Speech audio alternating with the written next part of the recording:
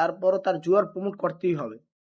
আপনার যে 16 million follower আছে, আপনি শুধু প্রমোশন করেন না, আপনি তাদেরকে খেলতে বলেন। এলাকায় একজন বিশ্বসেরা অলরাউন্ডার, সে জানে তার দেশের যুব সমাজ, তার দেশের ছেলেপেলেরা এই জুয়ার মাধ্যমে ধ্বংস হয়ে যাচ্ছে, তারপরে সে বিশ্ব সেরা অলরাউন্ডার এই জুয়ার প্রমোট করছে।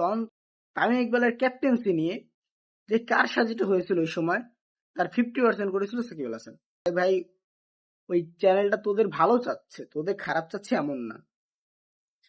আজকে আমি কথা বলবো ব্যক্তি সাকিব আল হাসানের সম্পর্কে। আমি কেন ব্যক্তি সাকিব আল হাসানকে ঘৃণা করি সেই সম্পর্কে কথা বলবো। ক্রিকেটার সাকিব আল হাসানের প্রসঙ্গ আসলে সে বিশ্বসেরা, এটা আমরা সবাই মানি। এখন আসি আমরা একটু ব্যক্তি সাকিব আল হাসানে, সেই ব্যক্তিকে আমরা একটু দেখি। সাকিব আল হাসান মাঠের ভিতরে এক, আর মাঠের বাহিরে সম্পূর্ণ একজন আলাদা ব্যক্তি। বর্তমান যুব সমাজ সব থেকে বেশি ক্ষতি হচ্ছে দুইটা কারণে: এক, জুয়া; দুই, মাদক। আর আমাদের বিশ্বসেরা সাকিব আল হাসান সেই জুয়ার প্রমোট করছে, সেই জুয়ার অ্যাডভাইজার। সাকিব আল হাসান জানে এটা অবৈধ, টাকার লোভে, টাকার পাহাড় গড়ার স্বপ্নে সে অনেক্সবেটের মতো ক্ষতিকর ওয়েবসাইটের প্রমোট করছে। সেটা সে আজ থেকে না, বহু আগ থেকেই করছে। আমরা জানি সাকিব আল হাসান মাঠের ভিতরে সেরা, মাঠের বাইরে তার সম্পূর্ণ জগৎটা আলাদা। আপনি যদি দেখেন সাকিব আল হাসানের নামে যে মামলাগুলো হয়েছে, অর্থ পাচারের মামলা বাদে প্রত্যেকটাই মিথ্যা। অর্থ পাচারের মামলায় কিছুটা সত্যতা আছে, এটা আমরা সবাই জানি। এখন অনেকে হয়তো গালাগালি করবে, অনেকে এই ভিডিওটা পছন্দ হবে না, কারণ আমি সাকিব আল হাসানের বিরুদ্ধে আজকে একটু কথা বলছি। আর সাকিব আল হাসানের বিরুদ্ধে কথা বলা রাইট আছে আমার না, সবাইরই আছে। তো গালাগালি করলে করতে পারেন, আমি খেলা বুঝি না, আমি বুঝি না, ত্যাং বুঝি না। আমি সাকিব আল হাসান সম্পর্কে কতটুকু জানি বা কি জানি, আপনারা হয়তো এটা বলতে পারেন, বলেন, সমস্যা নাই আমার।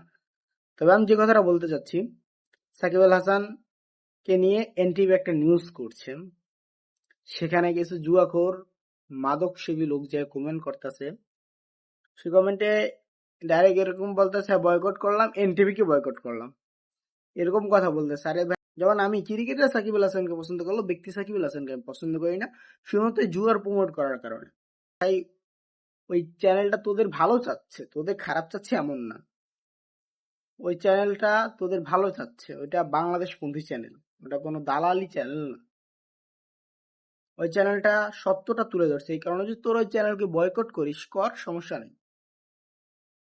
ব্যক্তি সাকিব আল হাসান জানে সে অনেক পুণ্যের কাজ করতেছে, সে মানুষকে সহায়তা করতেছে গোপনে, এটা আমরা সবাই জানি, এবং সে বাংলাদেশকে রিপ্রেজেন্ট করেছে, বাংলাদেশের জন্য অনেক কিছু করেছে, তার সম্পদের পাহাড় অনেক। তারপরও এত টাকা পয়সা দিচ্ছে, কি করবে? সে পৃথিবীর সমস্ত লিগ খেলা প্লেয়ার, তারপরও তার জুয়ার প্রমোট করতেই হবে। তাকে এই কারণে বাংলাদেশের অনেক মানুষ, যেমন আমি ক্রিকেটার সাকিব আল হাসানকে পছন্দ করলো, ব্যক্তি সাকিব আল হাসানকে আমি পছন্দ করি না, শুধুমাত্র জুয়ার প্রমোট করার কারণে। এই জুয়ার প্রমোট না, বলতে গেলে অনেক কথা চলে আসে, যেহেতু চলে আসে তাহলে একটু বলি। পাপনের আমলে তামিম ইকবালের ক্যাপ্টেন্সি নিয়ে যে কার সাজিটা হয়েছিল ওই সময়, তার 50% করেছিল সাকিব আল হাসান। এটা কিছুটা প্রকাশ্যে, কিছুটা গোপনে। পাপনের আমলে তামিম ইকবালকে সরিয়ে দেওয়া, তামিম ইকবালকে ওপেনিং থেকে 7 নম্বরে নামানো, এবং ওই টাইমে যে তামিম সাকিবের যে দ্বন্দ্বটা ছিল, এই দ্বন্দ্বের পাপনের 50% দোষ, আর 50% দোষ সাকিবের। আরো কিছু মানুষ আছে, হাতুড়ি আছে, আরো কয়েকজন মানুষ আছে। আজকে সময়ের পরিবর্তনে সাকিব আল হাসানের কপাল খারাপ, খারাপ লাগছে বলতে খারাপ লাগতেছে। সাকিব আল হাসান দেশে আসতে পারতেছে না, দেশে খেলতে পারতেছে না, এটা আমাদের জন্য দুঃখজনক বিষয়। এর থেকে দুঃখজনক বিষয় আর নাই। তবে সময়ের পরিবর্তনে আজ সাকিব আল হাসান দেশের বাইরে, এবং তামিম ইকবাল বর্তমান বিসিবি প্রেসিডেন্ট। যে বিসিবি তাকে ওপেনিং থেকে 7 নম্বরে ব্যাটিং করতে দিয়েছিল। একটা প্লেয়ার টানা 17-18 বছর ওপেনিং করলো, হঠাৎ করে একটা ওয়ার্ল্ড কাপের আগে আগে বললো তোমাকে ওয়ার্ল্ড কাপে তুমি সব ম্যাচ খেলতেও পারো, নাও খেলতে পারো, এবং তোমাকে 7 নম্বরে ব্যাটিং করতে হবে। একেবারে অযৌক্তিক কথা। একটা প্লেয়ারকে না বইলেও বলে না। ব্যক্তি সাকিব আল হাসান বাংলাদেশ ক্রিকেটের জন্য অনেক কিছু করেছেন, কিন্তু এই ক্রিকেটের ভিতরে সর্বপ্রথম রাজনীতি ঢুকায় পাপন। একেবারে 100% রাজনীতি, এর আগে তো ছিল কিছুটা, কিন্তু 100% রাজনীতি ঢুকায় পাপন। সে পাপনকে সহযোগিতা করে সাকিব, এটা একেবারে হাস্যকর বিষয়। এগুলা ভাবতেও লজ্জা লাগে। আপনার যে 16 মিলিয়ন ফলোয়ার আছে, আপনি শুধু প্রমোশন করেন না, আপনি তাদেরকে খেলতে বলেন।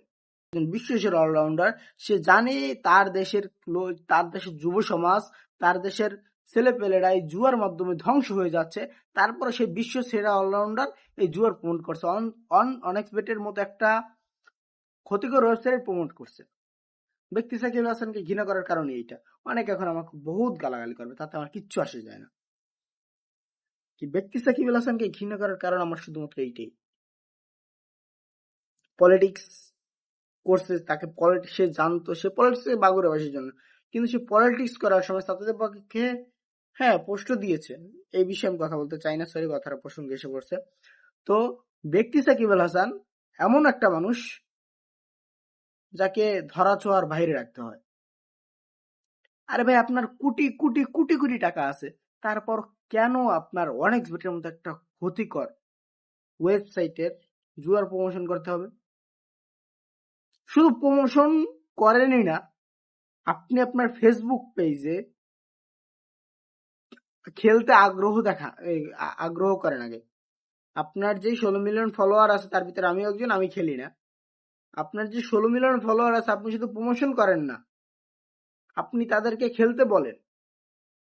অনেক্সবেট দিয়ে মানুষ ধ্বংস হয়ে যাচ্ছে, পরিবারে নিঃস্ব হয়ে যাচ্ছে, তারপরও আপনি সে অনেক্সবেট নিয়েই পড়ে আছেন। একটু কি শুধরানো যায় না? এই সাইডটাকে একটু সাইডে সরানো যায় না? এই অনেক্সবেটের জন্য বাংলাদেশে হাজার হাজার লাখ লাখ যুবক নিঃস্ব হয়ে যাচ্ছে, হাজার হাজার পরিবার নিঃস্ব হয়ে যাচ্ছে, কুটি থেকে একেবারে রাস্তার ফকির হয়ে যাচ্ছে। একটু থামান। আপনাকে আমরা ভালোবাসি, কিন্তু ব্যক্তি সাকিবকে আমি ঘৃণা করি। এই কথা বলতে গেলে কিছু লোক এসে গালাগালি করবে, আমি আবারও বলছি, এতে আমার কিচ্ছু আসে যায় না। ব্যক্তি সাকিব আল হাসান, শুধরে যান।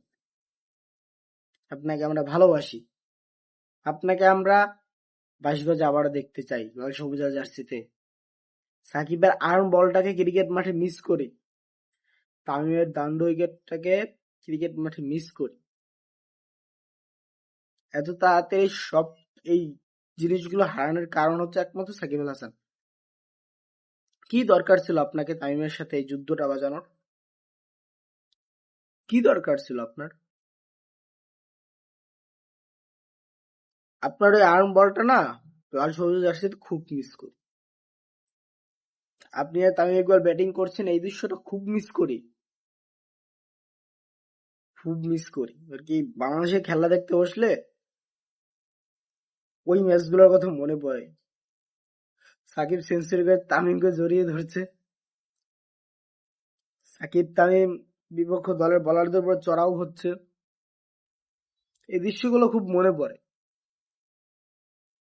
তামিম সাকিবের হাতে বল তুলে দিল, সাকিব তার আর্মের নিখুঁত, তার আর্ম বল দিয়ে ব্যাটসম্যানকে বোল্ড করলো। এই জিনিসগুলো বাংলাদেশ দলে মিস করি। তো যাই হোক, বাংলাদেশ ক্রিকেট সবাই সবসময় খেলে না। আশা করি সাকিব আল হাসানের লাস্ট ম্যাচ বাংলাদেশের জার্সিতে হবে, এবং এটা আমার বিশ্বাস। তবে ভাই, যে যাই বলুক, ব্যক্তি সাকিব আল হাসানকে আমি ঘৃণা করি, এটা আমি প্রকাশ্যে বলতে পারো। ব্যক্তি সাকিব আল হাসানকে আমি ঘৃণা করি, কারণ ব্যক্তি সাকিব আল হাসান একজন জুয়ারি, যেটা বলতে আমি বাধ্য হচ্ছি। ব্যক্তি সাকিব আল হাসান একজন অর্থ পাচারকারী। ব্যক্তি সাকিব আল হাসান টপ 1 জুয়ারিদের একজন। আমি বলতে বাধ্য হচ্ছি আমি ব্যক্তি সাকিব আল হাসানকে ঘৃণা করি। I hate Shakib.